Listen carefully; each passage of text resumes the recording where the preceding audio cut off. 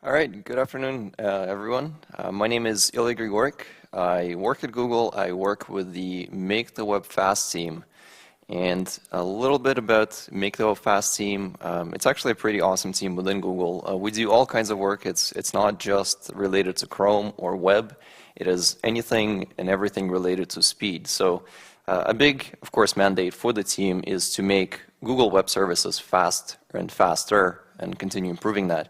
But it turns out that to meet that goal, we actually need to make the web faster as a whole. So it's a question of, can we come up with better protocols? Can we fix things in the kernel? Can we build faster browsers? What does it take? And all the rest. So it's a very fun team, and we actually have a nice website with a lot of the descriptions of the projects we're working on if you go to developers.google.com/speed. So it's a little bit of everything included in there. But for today, I guess we're going to talk about web performance, and specifically about what does it take to make the web page fast. And we have 3 hours today, which is about 4 times longer than any kind of regular session. So I figured we would actually take kind of a deeper look at the problem, as in what does it actually take, or what do we mean by making web pages fast? Because I could give you guys 50 rules or 100 rules, maybe even 180 rules for the next 1 minute, rule per minute. But it really doesn't help at the end of the day unless you understand why we're trying to solve this problem and why we have these problems. So my goal today is to actually spend probably 2/3 of the time talking about why the problems exist, what do we mean by making it fast, and then actually at the very end, I will give you the kind of a bunch of rules, which some of you I'm sure have already known about, but hopefully you'll walk away with some context about like why do we have to do this, and what does the future bring us in terms of web performance and all the rest. So as you see here, there's going to be roughly 3 kind of big sections focusing on, first of all, what do we mean by fast. Then we're actually going to take a fairly kind of deep look into browser architecture and how that architecture actually creates some of the problems or solves some of the problems that we encounter on the web. And then at the very end, we'll look at some of the best practices, but in this case with context. So first, let's start with the actual trends and technologies for building web pages. So the first question that we should ask, before we even get into the optimization part and making things fast, is why do we even care? What's the point of making fast websites, or conversely, what's the impact of slow sites? So there's been a couple of very interesting case studies. So back a couple of years ago, I think 2 or 3 years ago at Velocity conference, Google and Bing, it was a collaboration, both did a really interesting study where they tried to measure the impact of delay on search, so specifically on Bing and on Google. So Google tried a couple of different things. We tried just artificially injecting delays into search results at various places. So as you can see on this diagram here, we have pre-header, post-header, and post-ads. So this is like before the page, before anything is rendered on the page, right after we flush the header, and then the last one is we show you the results, but then we kind of wait and show you the ads. And what is the impact? So for Google, you can see kind of the different delays here. And the experiments ran for a while, for 4 to 6 weeks. And you can see that there's a drop-off in the average daily searches on the order of, let's say, 0.3 to 0.6%, which in a grand scheme of things doesn't seem like that much. Like 0.6%, that's not a big deal. Of course, if you multiply that by the number of search queries on Google, that's a big number. So that definitely made a lot of teams kind of pay attention to latency. So that's one. Bing did a similar study, and they actually quantified it across a couple of different dimensions. So they added kind of variable amounts of delay as well, so anything from 50 milliseconds. Actually, at 50 milliseconds, they didn't report anything or didn't find anything that they could claim of statistical difference. But if you look at, for example, 1 second, all kinds of metrics go down, right? So time to click went down quite a bit, and as you would expect, I guess. But some of the others, like revenue per user, dropped by almost 3%. So once again, this is a high volume service. 3% of clicks on your revenue is a significant number. And I guess one thing that I didn't put on the slides, but an interesting outcome of this was these experiments ran for several weeks in both cases, and afterwards, when the experiments were removed, an interesting side effect, or we observed an interesting side effect, which is once that user wasn't penalized with this random delay, they didn't just instantly regress to the original state. Like they actually had to unlearn the slow behavior. Like they got used to the slow site, so they got used to clicking on fewer things and kind of spending more time in the search results before they click. And it took a while before they actually went back to the original behavior. So we train users to kind of live with slow sites, and that in itself is an interesting observation. So this is kind of the same Bing data, but visualized in a different way. So as you would expect, the slower the site gets, the metrics go down. And those are big sites. That's Google, that's Bing, Shopzilla, another great case study that you will often hear in the web performance community. And this is pretty dramatic. This is pretty crazy. They took their site from 7-second load time to like sub 1 second, right? So that's that big drop at the top. And as you would expect, all the other metrics went up. So this is the opposite, right? Instead of slowing site down, they made everything faster, and all of a sudden they're getting 25% more page views on their sites. So that's pretty significant. And of course, they're an e-commerce site, so the conversion ratio is really what they care about, right? How many people, when they went to my site, browsed the cart, actually purchased something and exited? So 7 to 12%. So 10% of the revenue revenue was increased by 10% when they made this improvement, which is definitely significant. Now, here's one more.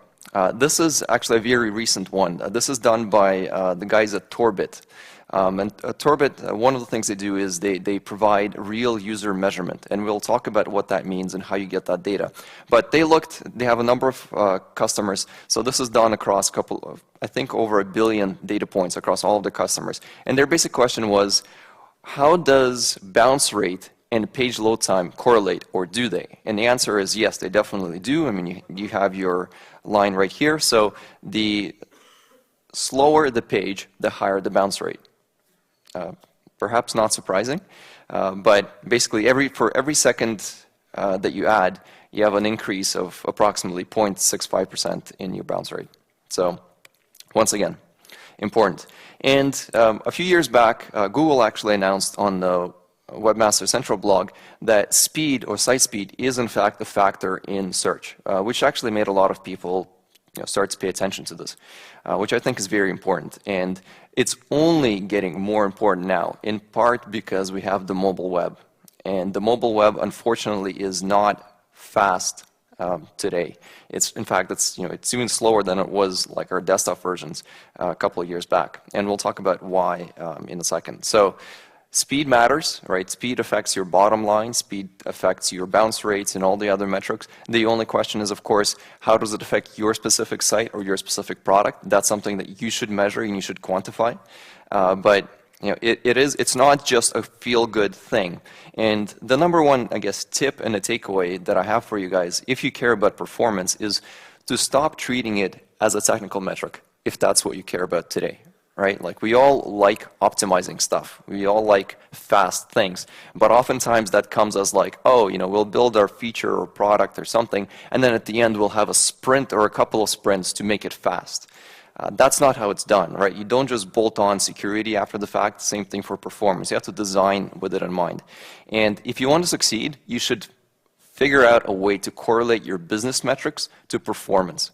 Right? It should be treated as a feature. Speed is definitely a feature. For some sites, it is the feature.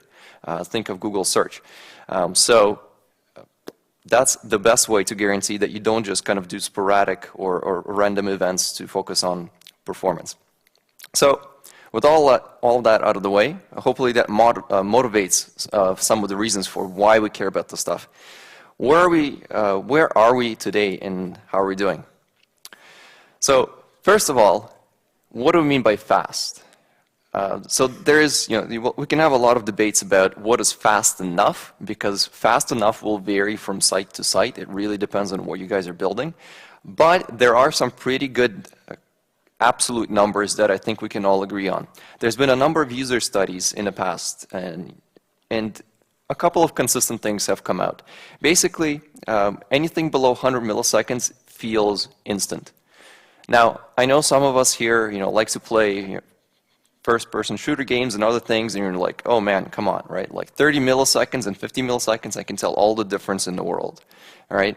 Don't worry about that. For the web, it feels instant when you click a button if you load anything within 100 milliseconds. So somewhere between 100 to 300 milliseconds, it actually starts to feel a little bit sluggish. Like if you have a button on your page and you just inject a timeout for 300 milliseconds, you'll kind of feel it stick. It's not too bad, but it starts to feel different. Anything over half a second, and you literally get this feeling of like, okay, the machine is thinking. And then over 1 second, this is the territory where you click a button and then it starts spinning and you're like, oh yeah, I gotta call John and I gotta do that. And before you know it, you've lost a user.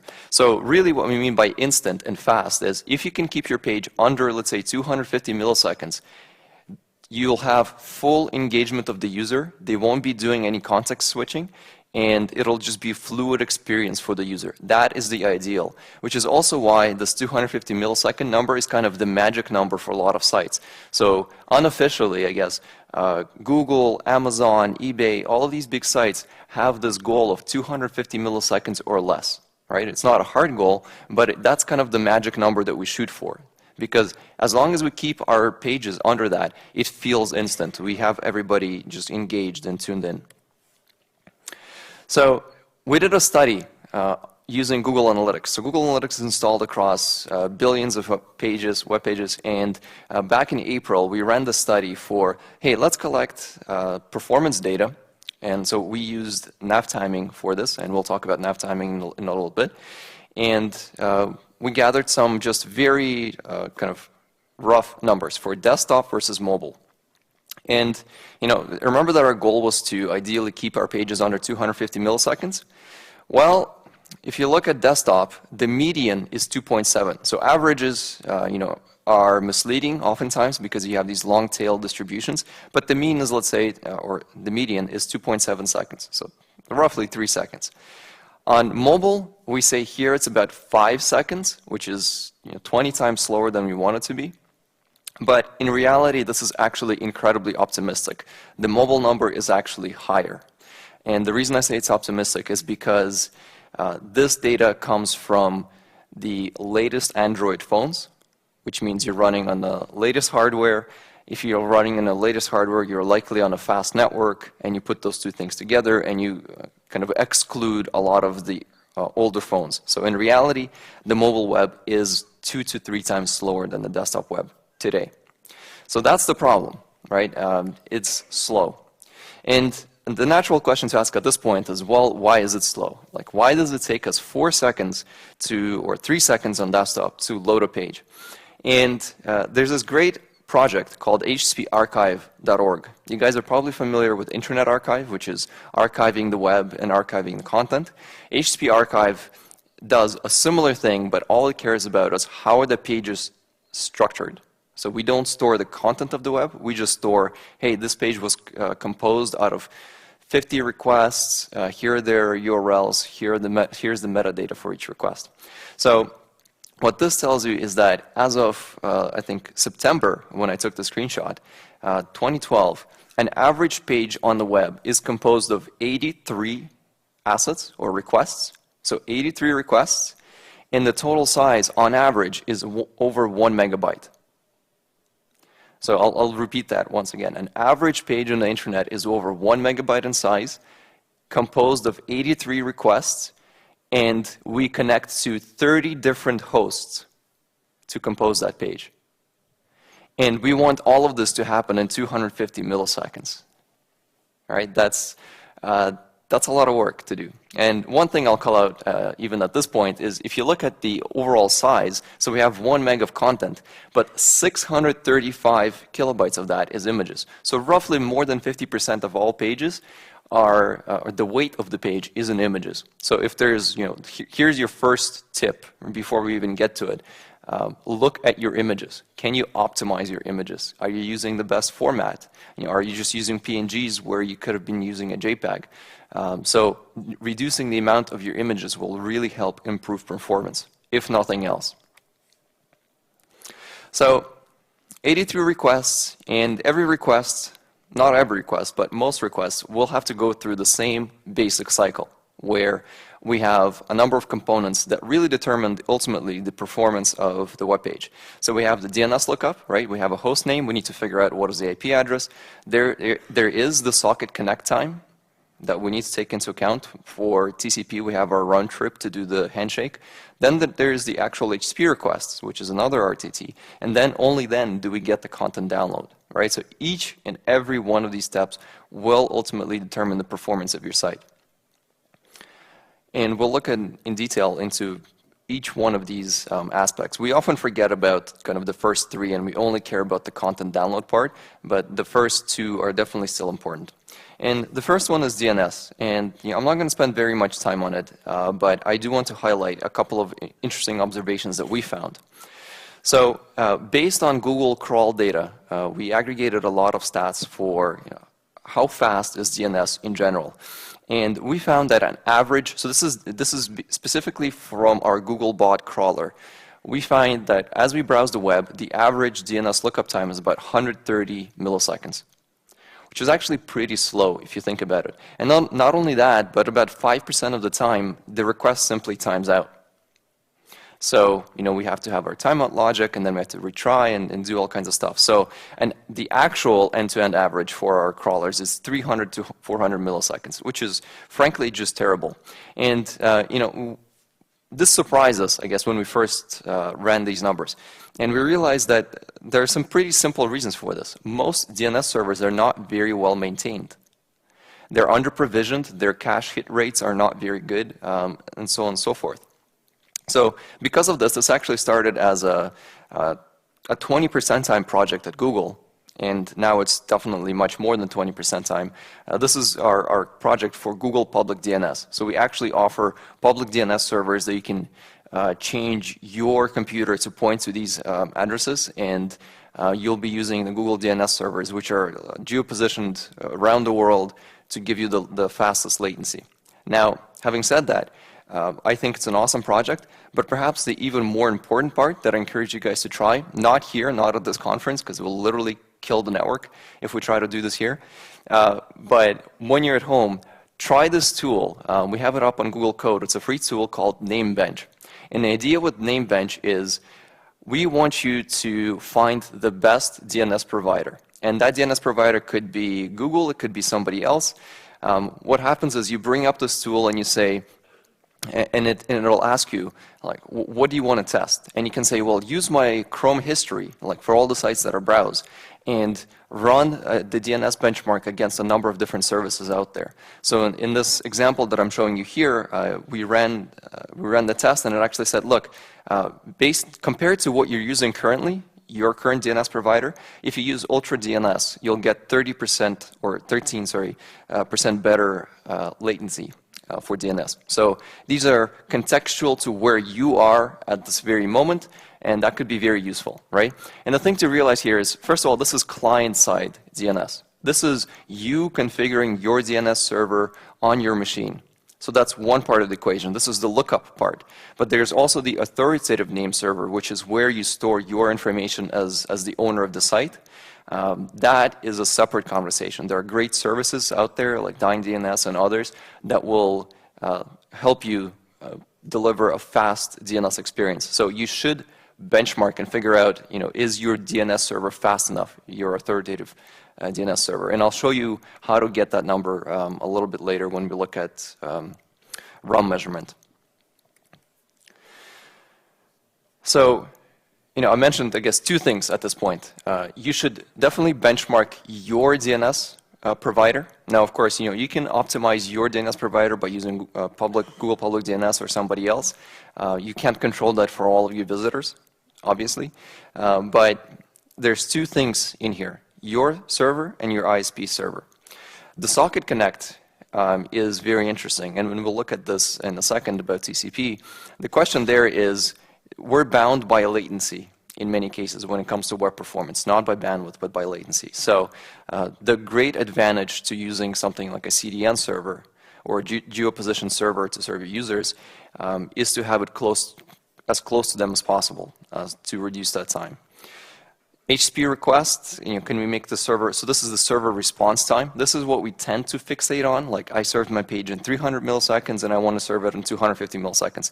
And that's great that you just optimize 50 milliseconds, but don't forget that there's many other components. And then the last one is content download. So unfortunately, many pages on the web today still don't compress their content. So we're sending literally hundreds of kilobytes of text, which could have been compressed into tens of kilobytes easily. So this gives you kind of a very brief overview of what happens for a single request. But once again, I think the point that I want to make is we don't just do this once, right? Your average browser will have to do this 84 times, or your average page will ask the browser to do this 84 times. And sometimes we can, of course, reuse connections, and we'll look at that. But it's nonetheless a very expensive operation. And then after all of that work, we of course also have to take that content that we've downloaded and interpret it, whatever that means. So for JavaScript, it'll be executing JavaScript, constructing the CSS object model, and all the rest. So I did a little experiment. I just looked at some basic numbers for DevBox, since we're all here. And the page is composed out of 67 requests. So it's actually less than your kind of average, but it's 3.83 megabytes. Which is pretty heavy. So this is without cache, right? This is me coming to a site with a cold cache. Once you've loaded the page, hopefully it'll be much less because they have cache headers set on. But certainly when you think about mobile and you're trying to pull up 4 megs of content on your mobile phone over a high latency connection, no wonder some of these pages take so long, right? And here you see our waterfall. If you're into web performance, you'll be looking at a lot of these, right? And this waterfall actually looks very nice because it's very compact. We're fetching a lot of stuff in parallel. So in fact, DevBox is doing a really good job of, given the amount of content that we're downloading, of loading the page fast. Overall, they get the first DOM content loaded, which is when most of your JavaScript will run, in about 2.5 seconds. And the actual onload, which is the spinner stopping, spinning in your browser, happens at 16 seconds in, which is not great, but overall it's actually not a bad experience. And finally we come to front-end performance. So the title, of the talk was a crash course on front-end performance. I'm actually not a very big fan of that term because historically, we've used it to differentiate backend, meaning the time it takes the server to generate the page, from everything else. And everything else is kind of that bucket of front-end performance. I think it's not actually a great term because really what we should be thinking about is the lifetime of what it takes to load the page. And backend performance is really just a part of that. So a lot of people will use the term front end as all of the resources that get scheduled by the browser, which means that we ship you the HTML page, the browser parses the page, and then it starts to download those resources. And the general things that we want to do when we look at the waterfall is, 2 questions. One is, when you have a very long waterfall, can we make it shorter? Meaning, can we download less? Because that'll make the pages load faster. And then if you have a really wide waterfall, can we compress it down? Meaning that it'll take us less time. And ideally, you're doing both. You're eliminating redundant assets, and you're also loading more stuff in parallel and allowing it to execute faster. So here's some interesting numbers, just comparing what is the actual breakdown between the time that it takes to generate the page on the server, right, to spit out that HTML out of your templating engine, your app server, and what is the time taken by the browser to actually request all the resources, compose it, paint it, get it to the screen, and get users interacting with this stuff. So the general rule of thumb is, over 80% of your performance optimization now happens in the so-called front end, which is to say the browser scheduling and the rendering and all the rest. And backend is actually not as significant. The numbers will vary depending on your site. There are definitely outliers for both cases. You have sites that are incredibly simple on the front end. Craigslist is a great example, right? Very, very simple front end. I think they literally have like three resources on the page, like a CSS style sheet, and that's about it, and maybe a fave icon. But most of our pages are actually very heavy. So at this point, you should probably be wondering and asking yourself, like, well, you know what, that's all great, the pages are getting big, and 1 megabyte is definitely high, but so what, right? Like, I can just get a better data plan. I keep seeing ads and commercials for 4G, and I have a fast internet connection at home. It doesn't matter. It'll just, get all faster and all good. And you know what? You're right, for the most part. If you look at, so this is data from Akamai, I should say. They have this great service called akamai.io, where they track all kinds of stats across connection speeds, bandwidths, and all the rest. So I took this graph from there, and we're just looking at the last 5 years of bandwidth data. And as you can see, in every single country, the bandwidth is improving. In fact, with the exception of France, although they're very close, everybody on average has over 5 megabit connection in their house. So, and that number is actually very important, and we'll come back to it in a second. But 5 megabits is pretty good, right? And this is for wired connections specifically. This is not mobile. And I guess we're just right here. So about, let's say, 6 megabits, which is consistent with the US. Now here's a here's a different look. This is a study that was done specifically by FCC. This is specific to the United States. But unlike all of the other measurements that you'll usually find talking about speed, this study was centered around, or one of the things they measured was latency, and latency is very important. So they were comparing different providers, internet providers within the US across all the different types, so cable, DSL, and fiber, and wanted to know the last mile latency, which is to say, this is not the latency between you and the server that you're talking to, but rather you in your house and the closest node within the ISP network. So this is literally the link between your house or wherever you are and your ISP, right? So what is that last mile latency? And as you can see, for fiber to the home, it's about 18 milliseconds, which is not bad, all things considered. For cable, 26 milliseconds, and DSL is 43. So if you know anything about kind of the underlying infrastructure, how these services are constructed, this shouldn't be surprising. But 43 milliseconds for DSL is actually still pretty high. We won, maybe 1 or 2 milliseconds over the last year, but still a lot of work to do. For Google specifically, we track latency as one of the key metrics, and we know that in 2012, today, the worldwide RTT to a Google server, right, and Google has servers geopositioned around the world, is about 100 milliseconds. So this is your worldwide average. In the US, it's 50 to 60 milliseconds. Turns out that this number was actually 60 to 70 milliseconds about 2 years back. So within the last 2 years, we won about 10 milliseconds. Not, Google won, but more likely the ISPs have improved their infrastructure to reduce the overall latency by about 10 milliseconds, which is pretty nice. But the problem is bandwidth, which is what most of our ISPs like to advertise, doesn't actually matter that much for web performance and for the pages that we load. And the reason why is kind of shown in these two graphs right here. So this is a study that we ran on Google a couple of years back where we tried this experiment and we asked the simple question of, hey, if we take the most popular sites on the web, right, a sample of a couple of hundred sites, and then we set up an environment where we can vary bandwidth and latency, what will happen? How will the PLT, or the page load time, be affected when we vary these components?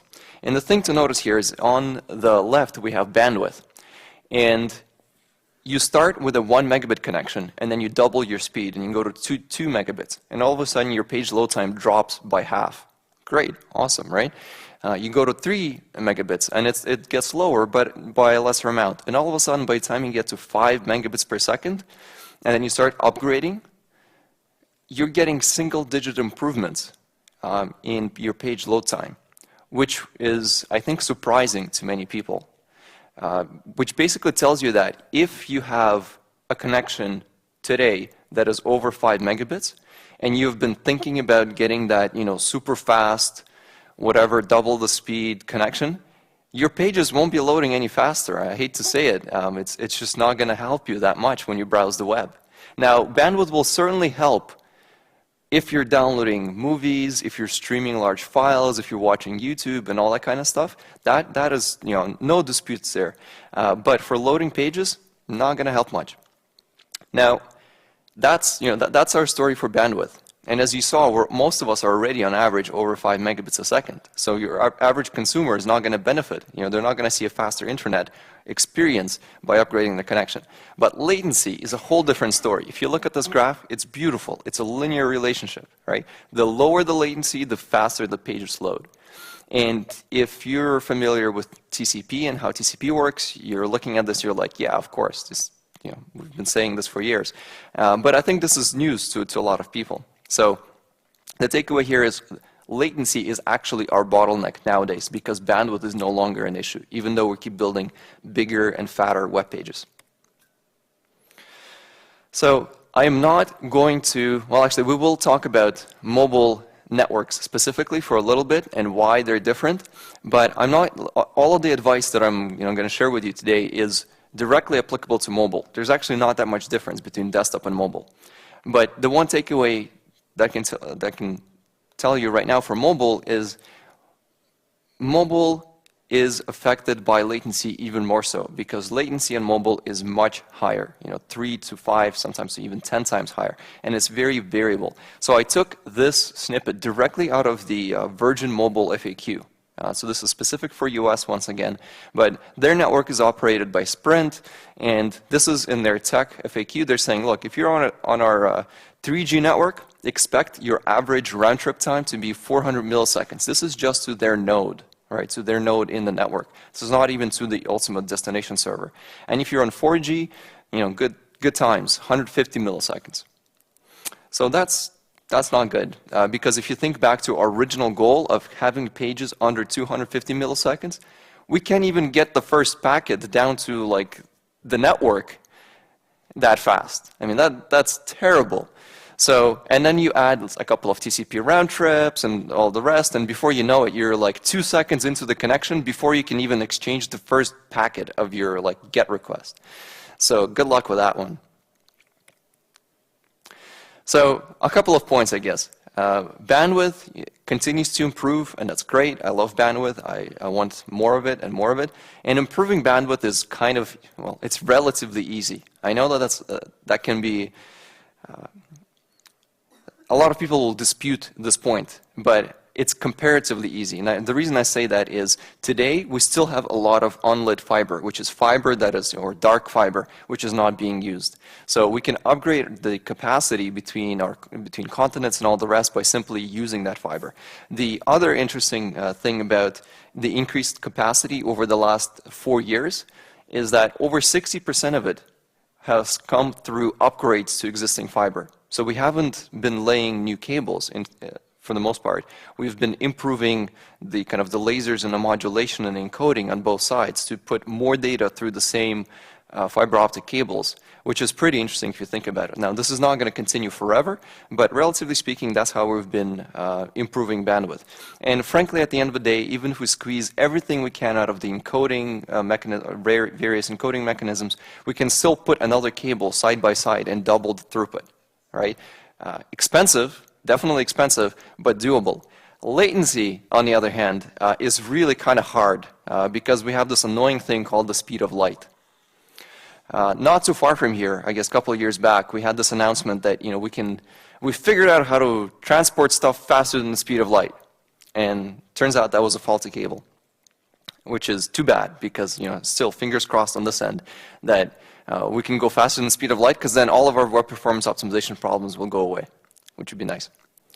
So the only way you can really get faster latency is to lay shorter cables. And here's a great example.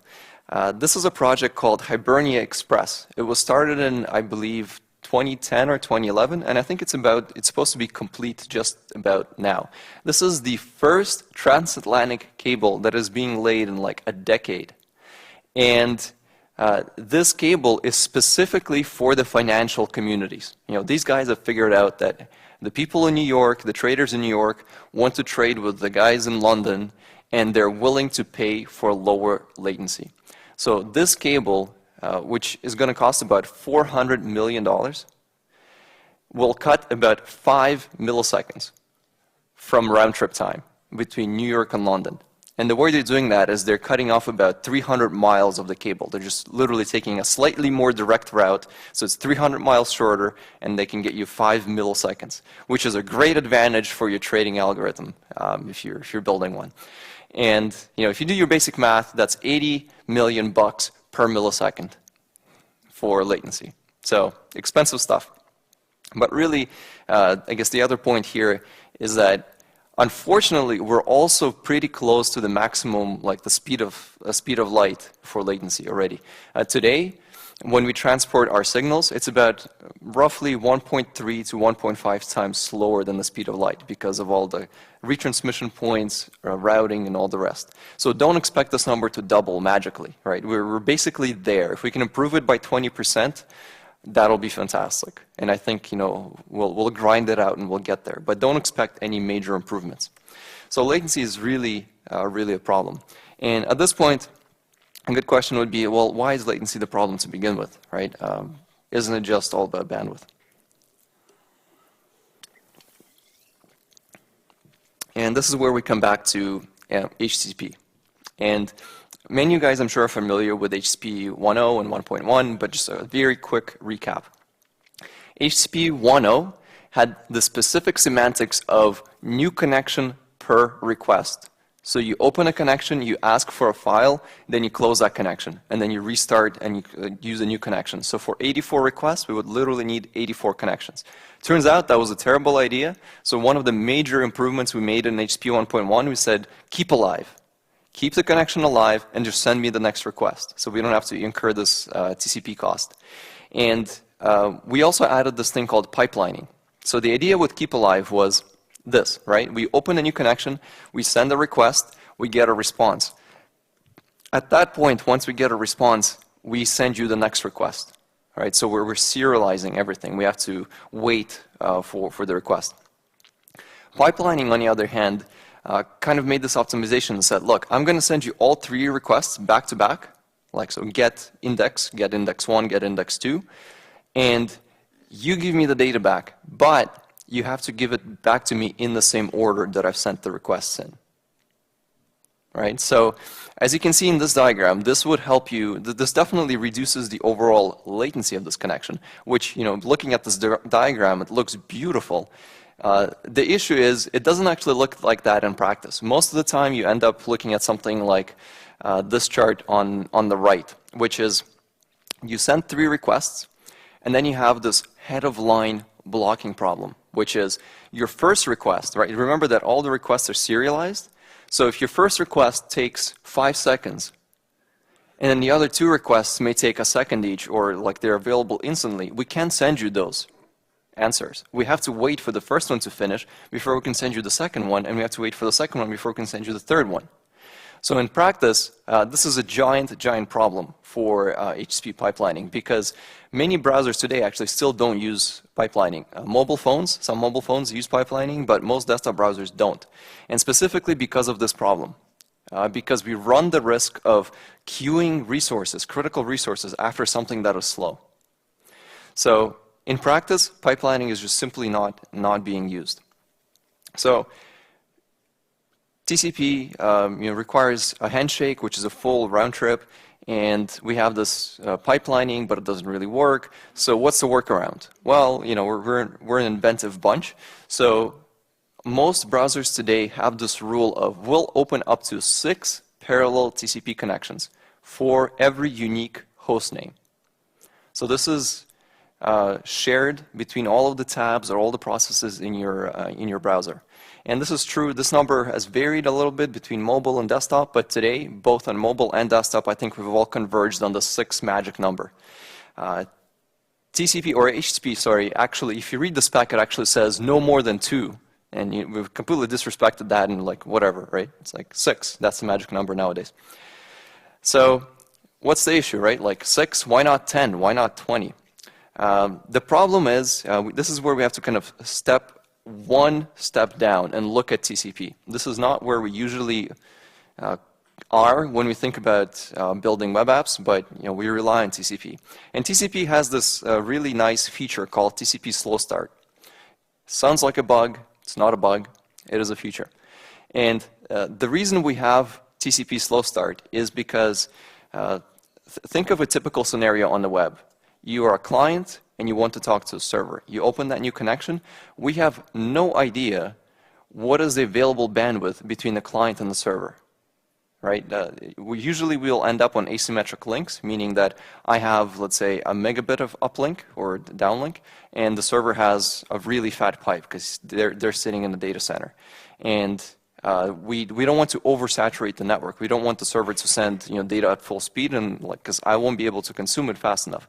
So the basic observation is, let's start slow, hence the name, slow start, and just kind of ramp up and figure out at which point we reach the capacity of the link between us. And that is the whole point of TCP Slow Start. So when you see this kind of step-ladder approach, the way this works is, let's say we start with 3 packets, and we say, I'm going to send you 3 packets of data. Once I get an ACK for each one of those, I'll double the number of packets. So I'll send you 6 packets. And if I get everything back, I'll send you 12, and all the rest. So we have the step-ladder growth. And this, if you zoom out from this diagram, this is basically how you'll see the TCP throughput ramp as we make these round trips, right? So I send you some data, you send me the ACKs back. And this is, remember, this is dominated by round trip time. So at some point we will incur packet loss, and then we enter kind of a different phase of TCP performance, or TCP congestion avoidance, I should say, algorithm. But the point here is we don't use the full available capacity of the link the moment we start a new connection. We have to go through this TCP Slow Start. And the problem is, recall that we have 1 megabyte page, but we have 84 requests. If it all was just one big file, it actually wouldn't be that much of a problem. But the problem is it's 84 files, and if you do the math, your average page will end up to be about 14 kilobytes in size. Turns out for 14 kilobytes, we can fit that into less than 10 network segments. And if for each one of those we open a new connection, this is where you will end up living. You'll always use a tiny fraction of the available capacity of your link. You will never use the full whatever 10 megabits or 15 or 20 megabits that your ISP is providing you. So this is an issue. This is why reusing TCP connections is an incredibly important optimization. So HSP is composed of small and bursty TCP flows. This is, we want to be here. We want to have one connection or just several connections that are wide open. We've grown these congestion windows, and we can just push data back and forth really fast. But unfortunately, that's not the case. So one of the optimizations that is coming is increasing this congestion window size. So in my example earlier, I said, let's start with 3 packets. This is actually as defined in the specification for TCP today. We start with 3 packets, we go to 6, we go to 12, and we grow it from there. As of, I guess, today, we actually have a new RFC proposal for changing that start value to be 10. And the reason we pick 10 is, if you do the math for an average web page or average resource, it's about 14 kilobytes. With 10 segments, 10 network segments, we can actually deliver most of the resources on the web just within that initial first burst of traffic.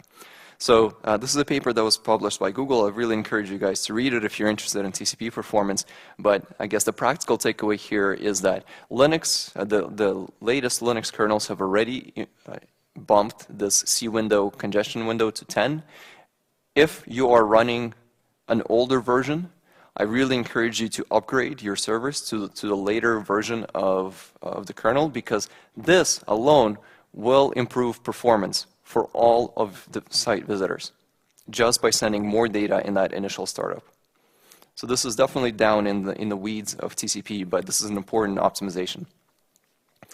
And at this point, it's actually worth kind of looking into the future. So we talked about bandwidth and latency, right? We know that bandwidth is important. It certainly is important, but latency is what dominates web performance today. Decreasing latency is important.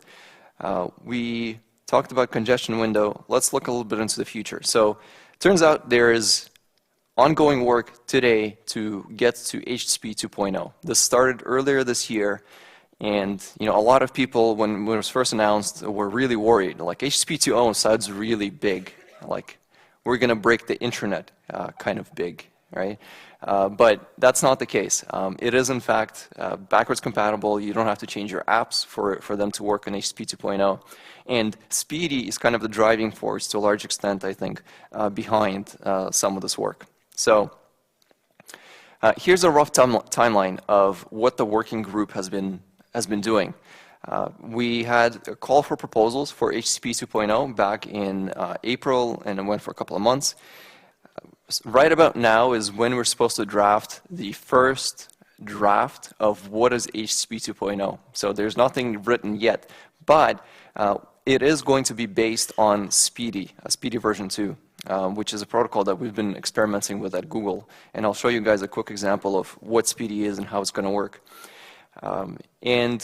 Sometime tentatively by 2014, we think it'll actually be here, as in we'll have an official spec and all the rest. But in the meantime, there's already things you can take advantage of to make performance better. So this is an important quote. I have a couple of quotes from Mark. So he's the chair of the HSP working group, and I just took this quote right from his blog to highlight that the HSP 2.0 work is starting from Speedy, which is to say we're going to take the Speedy specification, the version 2 of the specification that we developed at Google, and treat that as a base. That doesn't mean that HSP 2.0 is Speedy. It just means that that's going to be the starting point. It may change entirely, or it may be largely the same. We don't know at this point. It really depends on the feedback we get from the community. And here's the kind of high-level mandate for the HSP working group. I just took this directly out of the latest. And this is a wall of text. I like to divide it into 3 basic areas, I guess. First of all, the first goal is make things better. The second one is build on what HSP 1 provides. And the last one is be extensible. So these goals shouldn't surprise you. These are consistent with HSP 1.1 and HSP in general, which is to say we want to be backwards compatible, just as HSP 1.1 was to 1, and we want it to be extensible. So we want to preserve those mechanisms, which is what made HSP successful, the fact that you could easily extend it and add other things. But we do want to fix some of the underlying issues that we just saw in HSP 1.1. So the reason for the 2.0 label is because we are going to be changing how the data is transported on the wire. So if you guys are familiar with HSP 1.1 or HSP in general up to today, it is plain text, right? Headers and then perhaps a compressed body that is transported over the wire. With HSP 2.0, we're going to change that. So we're not changing the semantics of HSP. There's still going to be HSP headers. There's still going to be all of the things that you love and use in HSP. But the way that data is transported on the wire is going to be different. We're going to introduce, in all likelihood, binary framing and other things, which means that if you just look at the data coming across the wire, it will look different, which is why we need this 2.0 label, because it changes how you need to interpret that data. So what are the things that we're going to be trying to solve with HSP 2.0? And this is good news. This is the kind of stuff that we have to do today, and we'll see why, right, in the interim before we have HSP 2.0. But hopefully we will address these problems such that we can collectively wipe these things out of our memories and not worry about it ever again once HSP 2.0 arrives. So some examples are concatenating files. Why is concatenating files a good idea with HSP 1.1? because we have a lot of resources, and TCP connections are expensive. And as you saw, pipelining doesn't really work. So by concatenating files into one file, we reduce the number of requests we have to make, which turns out to be a very important optimization when it comes to performance, right? If we actually had a transport that could multiplex data back and forth, this wouldn't be a problem to begin with. So hopefully that, we can address that. Spriting images, who here likes to sprite images? I have 2 hands. You guys are crazy. 3. Spriting images is like a hack on a hack. It's ridiculous. It's the same issue. We have small images, and they're expensive to download. So we said, look, I have this cool thing. I have CSS, right? And I can position this giant image into a tiny viewport. So I'm going to concatenate all the images into one giant sprite, and I'm going to put a tiny viewport and just kind of position it on the page. Terrible. It works. That's what we have to do on the web today to make it work. But definitely not a pleasant experience. I've had to work with a lot of designers and teach them about this, and it's just a pain in the butt. Domain sharding, the HTTP spec said, look, at most 2 connections. The browser said, no, 6 connections. And then the web developers came along and said, hey, I have an awesome hack. I'll just change the host name to something else such that it looks different, and then I can have an arbitrary number of connections. 6? Who needs 6? I'll just have 5 subdomains, and I have 30. Forget congestion control. So that's yet another problem. So hopefully we can solve that. And then resource inlining, things like data URIs in your pages. These are all due to flaws in HTTP. And in the meantime, we need to fix HTTP such that we don't have to do this, but you can use Speedy. So I'll give you a very brief introduction into Speedy and why, this is kind of a preamble for why do we need HTTP 2.0 and what it's going to fix. Hopefully in a couple of years, we'll look back on this and say yeah, of course, makes perfect sense. But in the meantime, this is Speedy. So this specifically is Speedy version 2. We're iterating on multiple versions. Right now, we have Speedy version 3 in production. We're working on Speedy version 4, the specification, but the HTTP 2.0 work is going to work on, start with the version 2 of the spec. So this is specifically version 2. The idea with Speedy is, first of all, let's make sure that we can use one TCP connection, because we don't want to pay the penalty of TCP Slow Start. We want our congestion windows nice and wide. And in Speedy lingo, when we say a stream, that's basically a request. So you have multiple streams going over the same TCP connections, and think of those as just HTTP requests. And these streams can be multiplexed, which is to say, if you send me 3 requests, I can send you data out of order.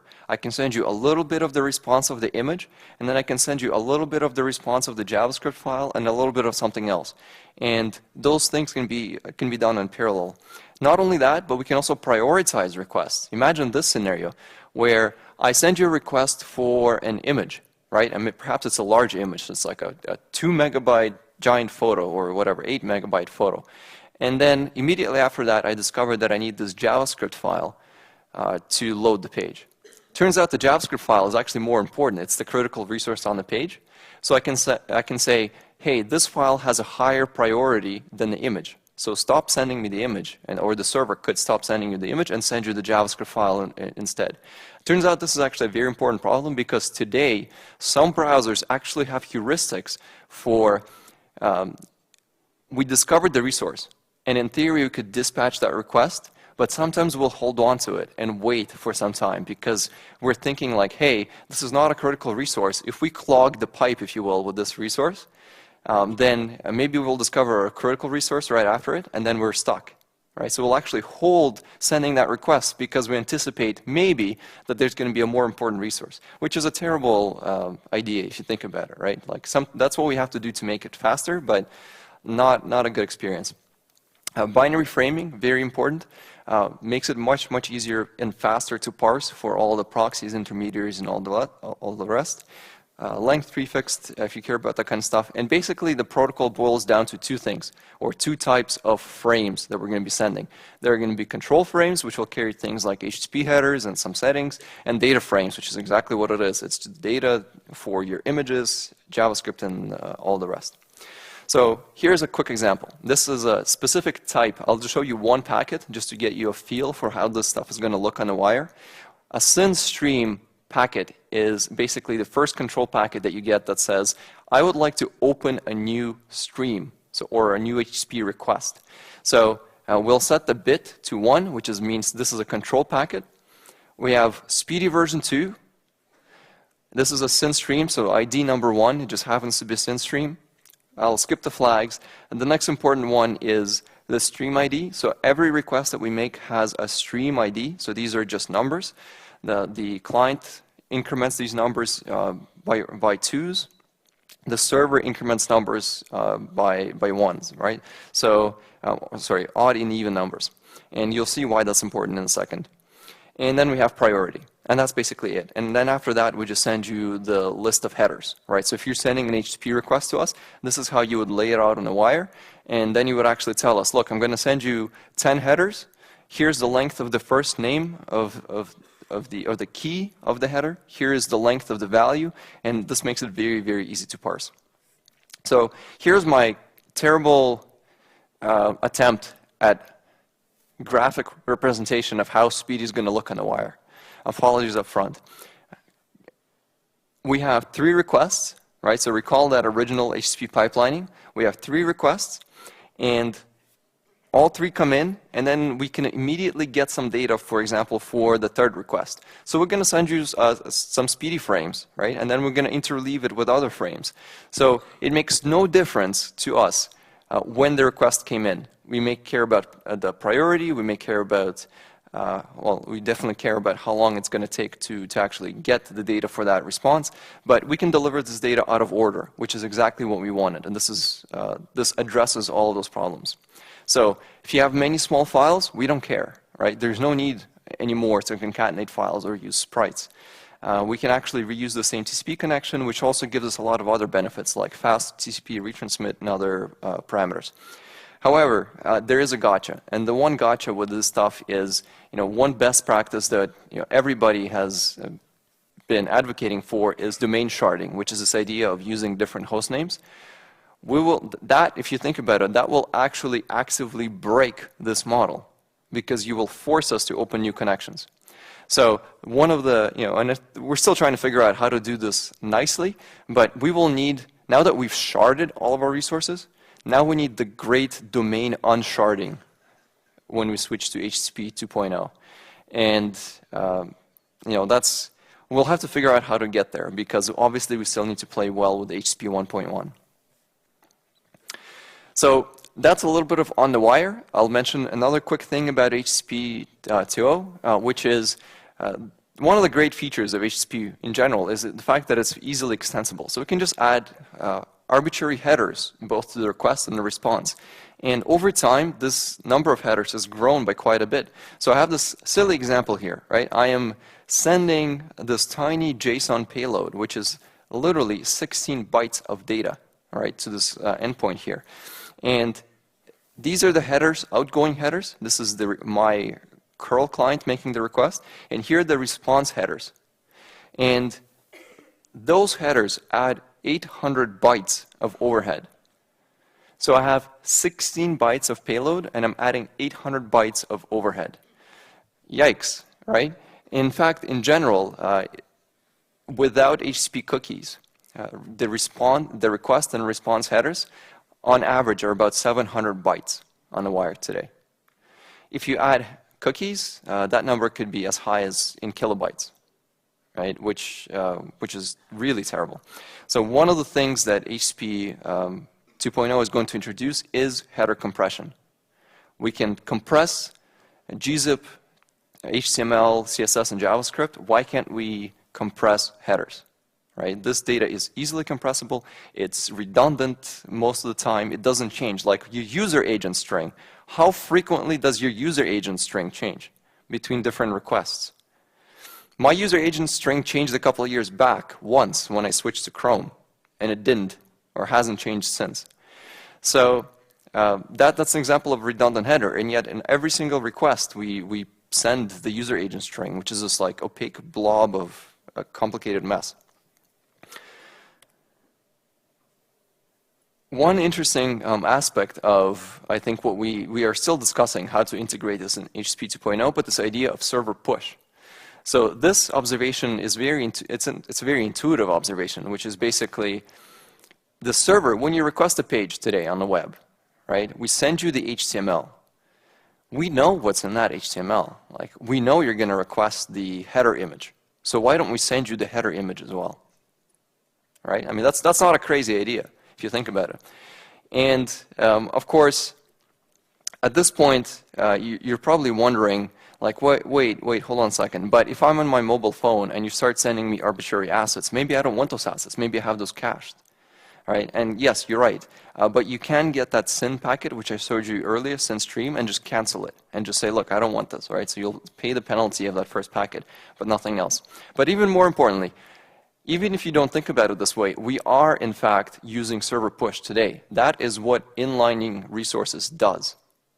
Right? You're basically saying, look, the cost of this, whatever it is, image, JavaScript file, or CSS, it's so little data. Let's say you have a small icon, like a home icon on your page. Instead of making a request for it, I'll just inline it as a data URI in the page. So I'm literally pushing it to you before you even ask for it. And that is server push, except that it's actually worse, because if you were to inline that resource across every single page, then it becomes, it inflates the size of every single page. Ideally, we would just download it once, it would live in a cache, and we would reuse it across all the different pages. So that's still, we're still trying to determine how that's going to fit and whether it fits in HSP 2.0, but I think it's an important optimization. And one interesting use case for this is actually the more advanced proxy use cases, where you have things like, for example, if you use Amazon Kindle or even Opera Mini, those guys proxy all of their requests through their own servers, right, before they deliver data to you. So they in theory could have full knowledge of what lives in your cache, which means that they could really take advantage of push and deliver fast load without even having you to ask for those resources. Today, Speedy does run over TLS, or SSL if you prefer. And at this point, you're probably saying, like, wait a second, SSL is slow, and isn't this supposed to be about speed, and how is this going to work? So there are many people that have philosophical beliefs about whether the intranet at large should be running over SSL. There are good pro and con articles to that view, but for practical reasons, or I should say, the reason for running over SSL for Speedy are purely practical deployment reasons. Has nothing to do with philosophy. And the reason is that because HSP is so extensible, we've actually, over the last 10 or 15 years, have built up a lot of infrastructure that is instrumental to the web, which looks at, these are the transparent proxies, the optimizing proxies, the antivirus software proxies, and all the things that kind of sit in between the request and the response, and just transparently look and sometimes modify that data. And sometimes when you transport something that doesn't look like HTTP, those guys will just arbitrarily close the connection or do something weird, and we can't really blame them for it, but in practice it means that 10% of all requests just randomly fail on the web if they don't smell like well-formed HTTP. And because of that, for example, WebSockets have this problem. WebSockets over mobile networks don't work that well unless you're using HTTPS, because there's a lot of proxies in between that don't understand WebSockets. They're like, ooh, look, you're transporting some like malformed HTML here. I'm going to protect my user, close the connection. And you're like, no, that's not what I wanted. So that's why you need SSL over mobile for WebSockets. And this is why we're using SSL for Speedy. But there's no requirement to use SSL in general with Speedy. One day when we fix all of the intermediaries, everything will be fine, and we can stop using TLS if we want. But at this point, there's two things to call out. SSL does add some CPU load, and it adds latency costs. So CPU has been a big problem in the past, and I want to kind of bury this one. A lot of people are concerned about, well, handshake, and don't I need like offloading and special hardware? Yes, that was true 5 to 10 years ago. for example, your SSL handshake was very expensive. You could only do on the order of like single-digit number of handshakes. Today, that is no longer the case. We have our modern chips, our Intel and AMD CPUs, have basically hardware, implemented the stuff in hardware to the point that Google, Facebook, and other big sites all run SSL in software. No additional hardware required. So the TCP or SSL handshake does add a little bit of cost, CPU cost, but it's not significant anymore. When we turned on SSL at Google across all of our servers, our CPU load went up by 1% for doing the SSL handshakes. So it is no longer an issue. And if you guys are interested, Adam Langley, who's our SSL guy at Google, has a fantastic blog where he writes about all kinds of SSL-related things, performance and all the rest. So I encourage you to Google his name and find his blog. Very good stuff.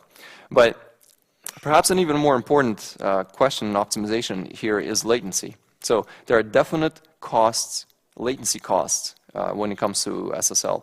And the basic problem there is we have the TCP handshake, which requires a full round trip, right? So think about, let's say we want to open an SSL connection on a mobile phone. And our round trip time, let's say arbitrarily, is 300 milliseconds. We need 300 milliseconds to open a TCP connection. Then we need 2 full handshakes, or 2 full round trips, sorry, to do the SSL handshake. So add another 600 milliseconds. So now we're basically 1 second in before we've been able to even send any data. Then we need to send our GET request, another 300 milliseconds, wait for the server to generate the thing, and then ship the data back. So that, like, very minimum, you're looking at 2 seconds. Right, so we're already at 2 seconds, which is terrible. So we want to remove some of that cost, the latency cost. So we have a number of proposals that we've been playing with at Google. Stuff like next protocol negotiation, which if you're familiar with WebSockets, there's the HTTP upgrade header that we send, and then we upgrade the connection. That's an extra round trip that we want to eliminate. This is what TLS Next Protocol Negotiation extension is, and that is actually required for Speedy today. And then we have other proposals like False Start and Fast Start, which try to eliminate some of the extra round trips with SSL. So SSL is a whole different topic. I'm not going to go into it, but if you're curious, I encourage you to search for these. Use your favorite search engine and search for these and find out what that's all about. So that was a very quick tour of Speedy. Today, Speedy is supported across a number of browsers. So we have Chrome, Firefox, and Opera. All of those guys support Speedy. Chrome supports it on iOS as well. So if you have Chrome on iOS, then you can use Speedy if you want. There's also a good support across all the major servers. So we have mod Speedy for Apache if you're running on Apache. Nginx supports Speedy. Jetty, Netty, all of those guys have very good modules. In fact, Jetty guys have been doing a fantastic job of prototyping all of the latest and greatest. They even support server push, which is really awesome. And Node Speedy and all the others. So the server support is there. The client, we have more than 60% of the browser market share that supports Speedy today. So it's definitely something worth thinking about. We have, of course, all the Google servers running over Speedy or supporting Speedy. Twitter, WordPress, and a number of other sites are using it. So, it may be well worth that you investigate perhaps supporting Speedy on your site in the meantime, until we get to HTTP 2.0. And I should say there's also commercial support for it nowadays as well. So Akamai announced that their Edge servers will be supporting Speedy sometime this year. We have vendors like F5 and others that support it as well. So exciting stuff. And these are the typical questions that I get. So I'm going to preemptively hopefully answer some of them, which is, do I need to modify my site? No, you don't, right? So as I said earlier, we're not changing the semantics of HTTP in any way. Your app does not need to know that it runs over Speedy. But even though you don't have to modify it, could you modify it to work better over Speedy or HTTP 2.0? And the answer is absolutely yes. First of all, you could probably stop doing a lot of the silly stuff like concatenating files and spriting images and other stuff. But more importantly, you should probably unshard your, if you are doing domain sharding for your assets, you probably want to undo that because that will actually give you better performance. And that should actually make you feel warm and fuzzy in the inside, because you can take out all of that extra CRUD code that did all the domain charting and all the rest and just not worry about it. Now, you do have to be compatible with HTTP 1.1, so you need to figure out how to do that well. In mod Speedy, I think you can actually configure it to do that for you. But perhaps even more importantly, there are some server optimizations that you should take into account, which are not specific to Speedy. These are general tips. As I said earlier, upgrade your servers to the latest kernels. All right, whatever platform you're running on, get the latest kernel. Chances are it will have the higher C window, which will automatically make everything faster, which is exactly what you want. SSL, if you guys are running over SSL today, there are a lot of great things you can do to optimize SSL. Things like make sure you're not adding additional certificates when you're shipping them to the client, right? An average chain length today is about 3 certificates. Some people are sending 4 and 5, which just adds more and more kilobytes into that initial handshake, which is very expensive. And the last optimization that is usually on, unfortunately, today, which is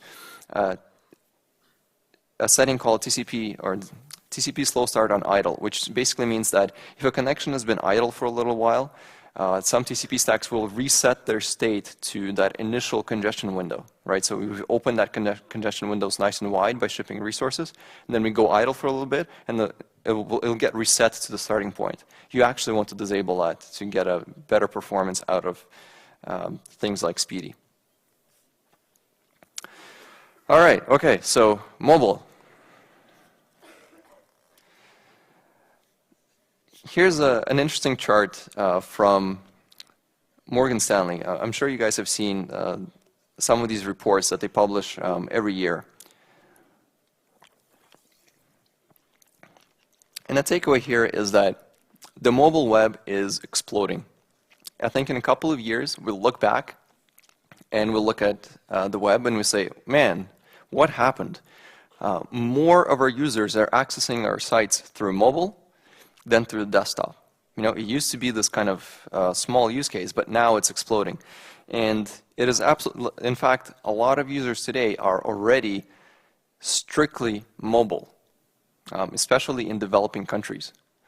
They're accessing the web on mobile, and that is the only experience they have of the web. So this is very important to keep in mind. And this original projection was that we will see more traffic, internet traffic, coming from mobile than from desktop in 5 years. Turns out it actually happened much, much quicker. In countries like India, there's already more mobile traffic than desktop traffic, which is remarkable when you think about it. And here are some numbers. As I said, in some countries, mobile is the only way to access the web. So if you are building apps or web pages or sites that are being accessed in these countries or targeting users in these countries, this is something that you should be thinking about. Right? And even in the United States, for example, 25% of all the users are strictly mobile, which is quite amazing. Here's some interesting numbers. So I shared earlier numbers from Virgin. These are average RTT times across some of the countries. This is for mobile, right? So basically, a rule of thumb, 300 milliseconds plus. That's your average RTT. The downlink and uplink, are not nearly as fast. For example, we looked earlier for desktop, right, and we saw over 5 megabits for most countries. Of course, we're not comparing the same countries here, but nonetheless, you can see that mobile is about, let's say, 4 to 5 times slower. And if you look at these numbers, this is actually promising, because this means that, remember that graph when we showed you the improvements in bandwidth and page load time? These numbers actually tell us that as the networks get faster, mobile users will get a faster, like a noticeably faster web experience, because we're still kind of in that nice, we're going to get 20-30% win just by upgrading our bandwidth. But very quickly, it'll end up at the same place as desktop. So, the good news is, for your mobile apps, they will get magically faster a little bit in the next couple of years. But I'm pretty sure we're going to offset that by building just fatter and bigger mobile websites in the meantime. So it's not going to help us much. And the thing about mobile, if you know anything about mobile, is it's a land, it literally is a land of contradictions. So if you think about it, TCP is predicated on this idea of point-to-point links, right? You have an IP address, I have an IP address, and we can talk to each other. But in order to do that, we're going to use the wireless channel, which is going to broadcast to everybody, right? So I'm going to broadcast to all of you here, but I actually want to talk to just one of you, right? And everybody else, just close your ears for a little while, and that's how it works, right? That's wireless. Not only that, but we as developers like to pretend like wireless networks are no different from your wired connection. And in fact, they're very different. And we're going to see in a second why that actually makes a huge, huge difference. We also want, the web developers want an always-on experience in the sense that we want the radio to be always on and always be broadcasting. All of the manufacturers want the opposite. They want to shut down the device as soon as possible to preserve battery. And there's this continuous warfare between the two camps, where the manufacturers are making shorter and shorter timers for when the device will shut down, and the web developers are like setting retries and pings and all the kind of stuff to keep the radio up. So it's, we're on the opposite sides of these of the scale. And of course, we also want ubiquitous coverage, which means covering great geographic areas. But to do that and have our throughput, we need to be building smaller cells. So all of this stuff is like, it's just very interesting to think about for how the stuff works. I've lately been spending quite a bit of time trying to dig into kind of the physical layer of radio networks, try to understand it. And the reason I have this here, and don't worry, I'm not going to try and explain this. The reason I have this diagram here is just to show you that it's actually pretty darn complicated. Under the hood, right? This is some high-level components of what it takes to have an operational 4G network. You have your device, that's your UE on the left, and then you have your radio tower, right, to which you connect here. You have all kinds of serving nodes that are responsible for example, which plan do you belong to? How much bandwidth can we allocate you? What is your current cell position? Where is my gateway? All of these things have to come together and work together. And this complexity here is in fact why the mobile networks are to a large degree much slower. They require a lot of coordination, which puts a lot of latency into our applications. Another important takeaway that I don't think a lot of people realize is, unlike even Wi-Fi, so if you're familiar, for example, with Ethernet, right? This is your cable. You plug in the cable and you just start sending data. And the way that works is it's based on this optimistic assumption that, hey, nobody else should be talking on the wire right now. So I'm just going to send data. And if we collide, then we'll both set a random timeout, and then we'll try and send the data again. Right, so it's just kind of your party scenario, right? Like you have a couple of people standing around the room, you all start talking, and then somebody just stops talking, and then somebody starts again. That's how it works. Wi-Fi, same principle. Wi-Fi is pretty much predicated on the same idea. Wireless networks, the stuff that we're using in our mobile phones, completely different. Mobile networks are based on the premise of, we're going to tell you when to talk. Go talk to this radio. That radio will tell you when your transmission time is, and then during that transmission time, that's when you can talk. So all mobile networks have this idea of a radio resource control, or RRC state. And the idea here being that not only will we tell you when to talk, but each radio has one of these three states. For example, on 3G, we have the idle state, which is you're actually not sending any data back and forth. You just, every once in a while, you wake up, this is your low power state, you wake up and you listen to the control packets coming from the radio saying like, hey, you have an incoming call, right? That's your idle state. Then let's say you get a packet saying, hey, you have an incoming, well actually call is a bad example, you have an incoming packet, right? Maybe somebody's sending you a response for the request you made. At that point, you need to say, okay, I have data coming to me. Now I need to listen to this channel to find out when I should be actually listening for my data. And then I need to ramp up my radio to a high power state because I don't want to have my radio on all the time because that actually consumes a lot of power. That transition may actually take 1 to 2 seconds. So just me negotiating for when I should listen to the next control packet can take 1 to 2 seconds on a mobile phone. Once you're in that state, you can start receiving data. So what does that mean? Practically speaking, if you want to make a GET request in your browser and your phone has been idle, you need to negotiate. We need to go back here. We need to negotiate with this infrastructure here that we want to send data. Just that negotiation will take 1 to 2 seconds.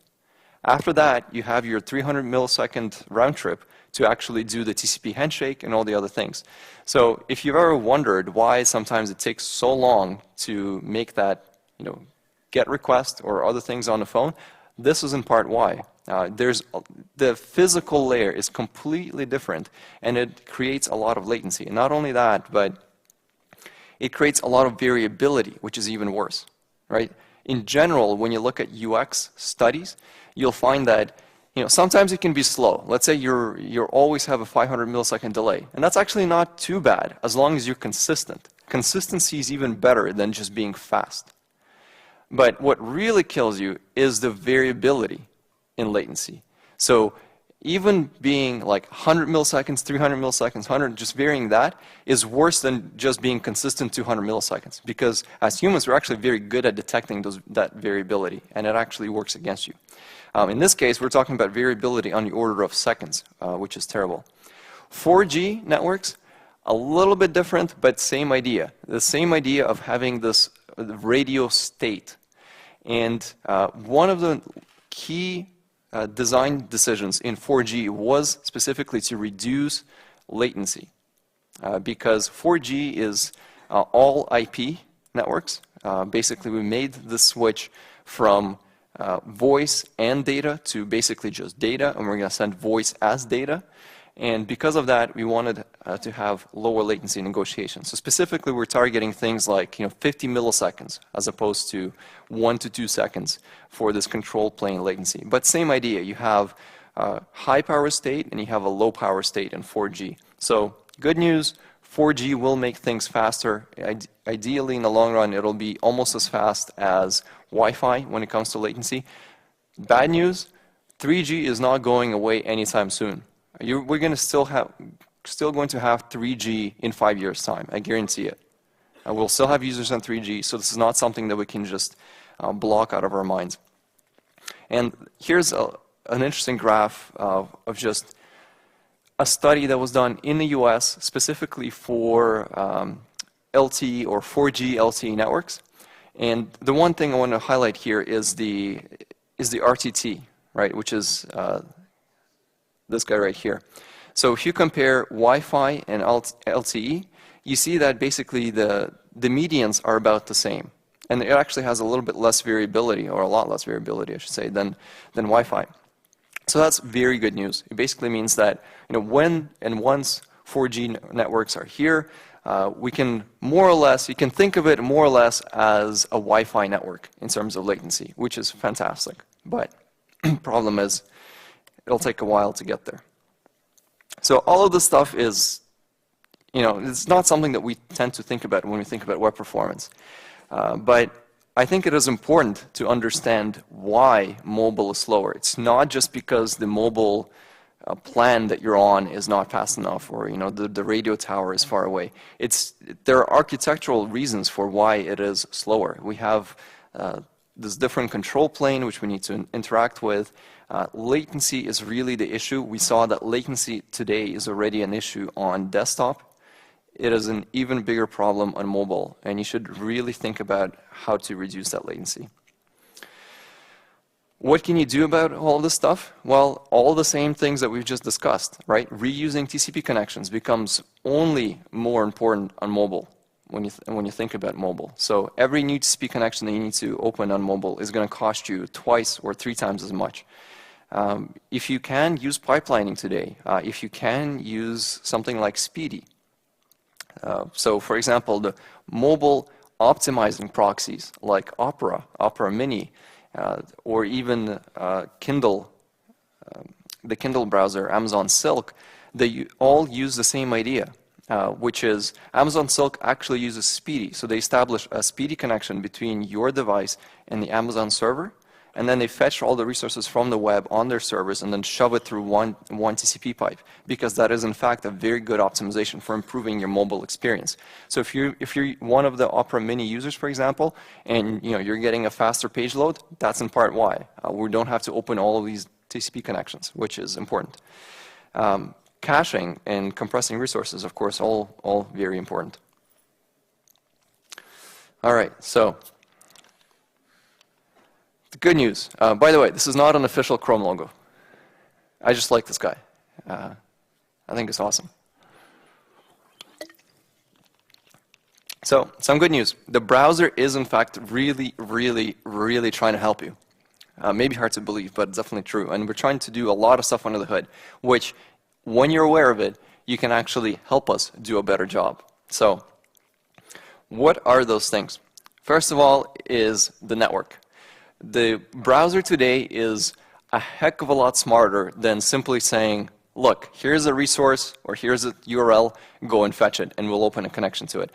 There's a lot of tricks that we play under the hood to make this stuff fast. So for example, this is specific to Chrome, but this functionality has been replicated in most, or I should say not replicated, but available in most every browser.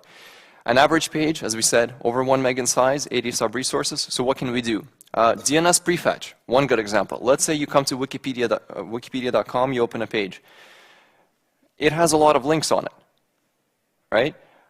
DNS takes on average 130 milliseconds, as we said earlier. What if we prefetch those names? As you're browsing the page, right, we can actually pre-resolve those DNS host names, such that by the time you click on the link, we already know what the IP address of that link is. So that hides latency. Great optimization. Problem is, take that same Wikipedia page, on average, there's over 150 links on that page. Oftentimes, they point to different hosts. So if we were to resolve each and every one of those links, that would just, like, alone saturate the network in the DNS resolver. So we can't just blindly do that. We have to be smart about what kinds of things we pre-resolve. So that's one kind of optimization. And I'm not going to go into details as to how we do that, but that is being done. The other optimization is something like TCP pre-connect. The idea being, hey, if we pre-resolve the IP address, and we know that you're going to be clicking on this link, perhaps we can open the connection even before you click on the link, such that by the time you click on the link, we've also hidden the TCP handshake latency. Also important. We do connection pooling and reuse. So for example, you open a page, we fetch all the resources, and you're done. Right? The browser will actually hold on to those connections such that when you navigate to the next page, we can actually give you back the same connection. So you're not forced to reopen all the connections. All this stuff is being done by most browsers. And of course, caching. There's a lot of questions about what is a good cache strategy or policy and all the rest, especially in mobile devices. One really cool optimization that Chrome does is that it actually learns the topology of the web. So it quite literally gets faster the more you use it. And the way this works is, let's say I've never visited DevBox.com before. This is my first time visiting it. I open that page. We download all the resources as usual. But we remember what are the hosts on that page that were being used to fetch those resources, such that next time we open the connection, we can actually pull that data out of our memory and say, look, even before I get the actual HTML that you're asking, I know that in the past, when you've accessed this page, you've also connected to these other hosts. So perhaps if we preemptively connect to those hosts, we'll actually make the experience faster for the user. And this doesn't always apply. Sometimes we can, of course, get it wrong, but it turns out this is actually an important optimization. So as you browse, Chrome will remember which host names we're connecting to and preemptively open those. So as a web developer, you don't actually have to do anything to take advantage of this. But these are the kinds of tricks that the browsers are doing today to help you build faster web pages. Here are some examples. So I'll show you ChromeNet internals in a second. But for example, we have, this is directly from the source code of Chrome. We have this enum resolution motivation, which is why did we pre-resolve your DNS hostname? And here are some, the names are very self-descriptive. So for example, mouse over. Turns out if a user mouses over a link, that's a pretty good hint to us that you're going to click on that link. So as you're hovering over the link, we'll pre-resolve the DNS hostname, we'll pre-connect and try to do all kinds of things. It turns out that most users take actually a couple of 100 milliseconds to do those actions. So by the time you click, we can already do all of that work. So that's great. That's awesome. And then there's a whole lot of other stuff, like things like typing something in the Omnibox. Like if we can guess where you're going to be heading in a little while, we will pre-resolve that name and all the rest. I'll show you Chrome Net Internal. No, we don't want to do that. Let's want to do that. So Chrome. If you guys have never played with this, I definitely encourage you to go in here and just poke around, spend a little bit of time. This is anything and everything you need to know about what's happening in Chrome with respect to the network. So for example, we could look at, hey Chrome, what are all of the sockets that are currently open, right? And what is their state? Are we using Speedy? In fact, we have a bunch of Speedy connections open right here. That we can inspect, drill in, and find out what data is being exchanged. Sockets, what is my DNS cache? You can see that HSP pipelining is disabled by default in Chrome, but you could enable it if you want. You can play with it. You can look at your cache, and you can look at all the other things. So this is, if you've ever been curious about what is Chrome doing when it comes to network, what is Chrome doing when it comes to network, this is the place to look. And, we also have detailed histograms that we collect in performance of things like DNS and other things. So I'll share these slides at the end and I encourage you guys to kind of poke around and just see what Chrome is doing. There's lots and lots of interesting data.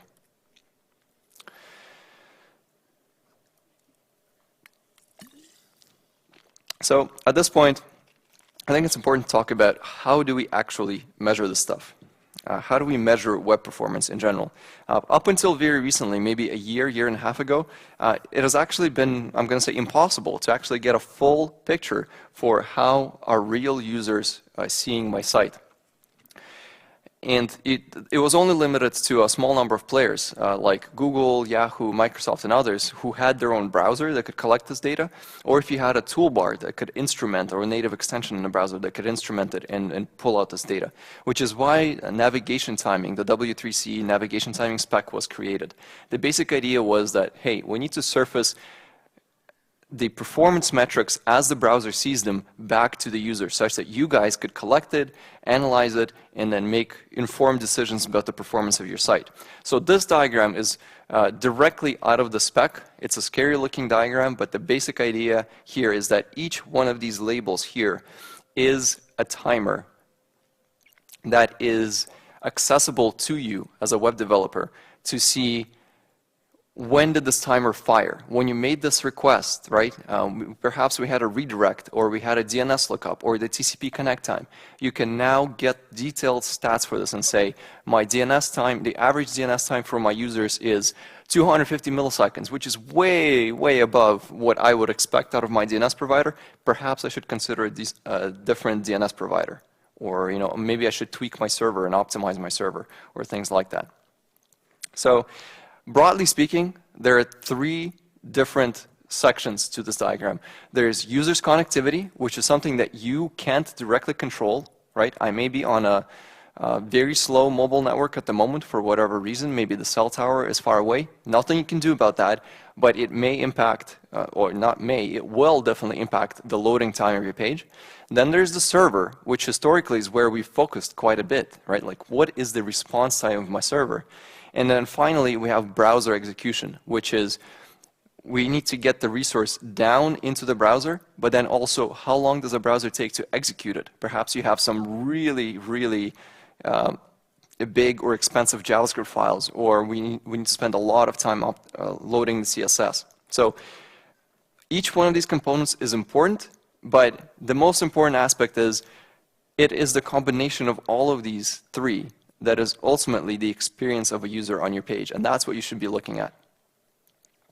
So to access this data, for example, in Chrome, you can open your console on any web page that you're currently on and just type in performance.timing. and you will get this JavaScript object back with a whole bunch of properties, which will, and each one of these properties will correspond to that label that we saw earlier on that graph, which will give you the exact microsecond granularity for when that timer fired. Which is nice because, and this is available in IE 9 and Plus, Firefox, Chrome, Android 4.0. Unfortunately, it's not available on iOS devices today. I think it's coming, we just don't know exactly when. But there's no reason that indicates that they wouldn't be supporting it at some point. So it is available in most browsers. You should definitely use it. This is where we get to RUM. So if you've been paying attention to the web performance community or been following kind of the news, you've probably seen a lot of people talk about real user measurement, which in short stands for RUM. And the idea being that, hey, instead of running synthetic tests, right, this has actually been fairly popular in the web community, which is I'm going to have some servers in Tokyo, in London, and in New York, let's say, ping my server and fetch the page and tell me how fast it's loading from kind of different geographic positions around the world. That's synthetic testing. The idea with real user measurement is that real users are on different networks, home networks, work networks, they're on different mobile networks. That's the data that is ultimately interesting. And using navigation timing, you can now collect this data and analyze it. And not only that, but Google Analytics actually has this integrated. So if you're using Google Analytics on your site, we're already collecting this data for you, which is fantastic. You actually don't have to do anything. One tip I'll give you is, by default, Google Analytics samples 1%, just 1% of your visits for the nav timing data, but we do allow you to raise that limit. We can collect up to 10,000 samples per day, specifically for this data. And if you have a small site, like for example on my blog, I definitely don't get more than 10,000 uniques a day. I can just collect this performance data from every user, because for my site, 1% of all my visitors is just not interesting enough. Like, it's not enough data for me to work with. So you can raise this limit, and this is the command that you can use to raise that limit for Google Analytics. But let's look at an example. So if you've used Google Analytics, it should look very, very familiar, except one thing that you'll notice is that all of a sudden we have your server response time in Google Analytics, right? Who would have thought? But not only that, but we can also tell you what is the average redirect time, average connection time. So how long did it take the user to connect to your server? All of these things coming directly from the browser. So the web page loads, we grab that performance timing object via JavaScript and send those metrics into Google Analytics, and this is how we're getting these graphs. So this is remarkable, I think. You can actually go into your reports today, look at this data, and figure out what is my average DNS time, right? How long does it take to do the redirect, so on and so forth. But perhaps even more importantly, I actually used to work with a Google Analytics team, and the one thing that's definitely true, or there's multiple things that are true about Google Analytics. One is, the UI is complicated. But I've come to appreciate that it's complicated for good reasons. It has a lot of power, and you need to spend a little bit of time to understand the many things that it can do. One of my favorite use cases is we allow you to do segmentation. So you can go into the report and you can say, hey, I'm kind of curious, how are users, for example, in Singapore different from users that are coming to my site from San Francisco? Or maybe even Japan. And you can create these segments on the fly, and you can say, I only want to see mobile users, or mobile users from Japan, or mobile users from the Americas. And you can do this geographic segmentation and have it be done in real time. You don't have to declare these things up front. You don't have to collect this data up front. You can just, on the fly, change these parameters. So for example, this is for my own site, and I created 3 segments. For Singapore, San Francisco, and Japan, and these are the lines that you see here, right? These are the different times for different users, and then you can also have the different breakdowns. And the thing that stands out here is, of course, this, and this is the reason I was looking at this report at one point. This is data from my own site, and I had the unsegmented view, which is just like I had, this line here, and I had this like giant spike right there, and I'm looking at it, and I'm saying like, wait a second, 50-second load time on my pages? what the heck is going on, right? That's an issue. And then I drill into this data, and this is actually the same. I just changed kind of the time series, the start and end point, but this is that spike. And you can see that once I segmented the traffic by country, I could see that, you know what, the page load times for users coming from, let's say, North America and Japan, or San Francisco in this case, they were fine.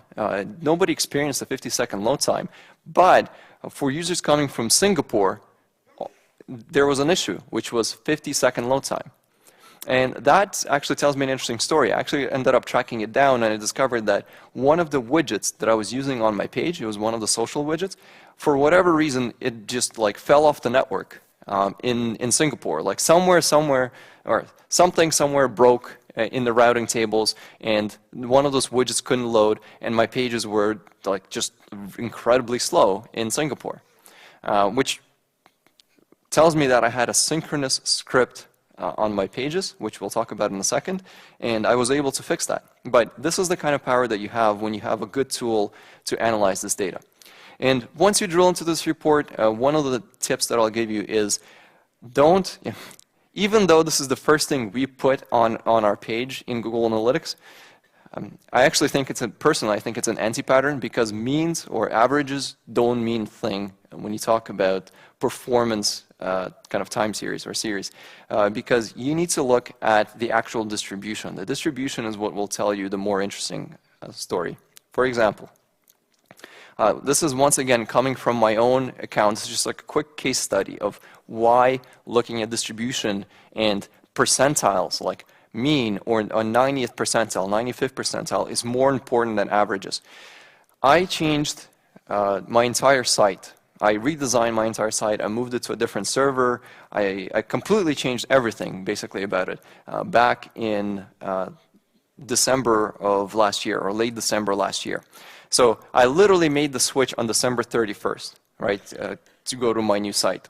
And here I'm comparing two time series side by side. So we have December 1st to December 31st, and then January 1st to January 31st.